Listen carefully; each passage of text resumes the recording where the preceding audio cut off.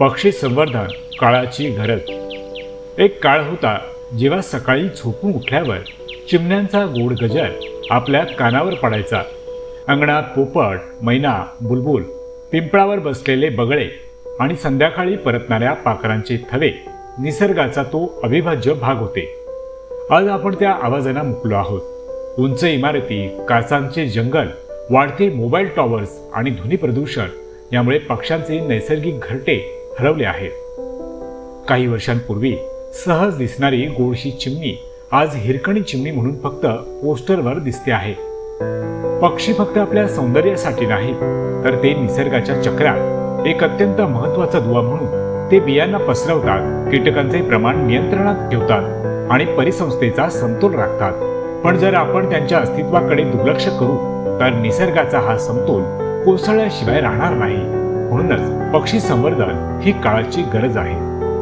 आपण आता सावध होण्याची गरज आहे। उद्या फार उशीर होईल। चला तर मग आपण काही ठोस पावले उचलूया।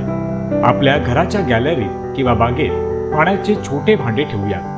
आपल्या बाल्कनीत फुलझाडे, फळझाडे लावा। थोडीशी मोकळी जागा ठेवून पक्ष्यांसाठी घरटी लावूया। वापरात नसलेले मोबाईल टॉवर्स, ध्वनी प्रदूषण यावर नियंत्रणासाठी आवाज उठवूया। प्लास्टिकचा आणि रासायनिक खतांचा वापर कमी करूया। झाडे लावा, पक्षी वाचवा, निसर्ग जपा। पक्षी वाचूया, पर्यावरण वाचूया। जसे आकाशाला गंध, झाडांना वारा, तसेच या पृथ्वीला पक्ष्यांचा किलबिलाट हवा आहे। पक्ष्यांशिवाय निसर्ग हा अपूर्ण आहे आणि निसर्गाशिवाय आपण देखील अपूर्ण आहोत। चला एकत्र येऊन पक्षी संवर्धनाचा वसा घेऊया आणि भविष्यासाठी एक सुंदर जग निर्माण करूया।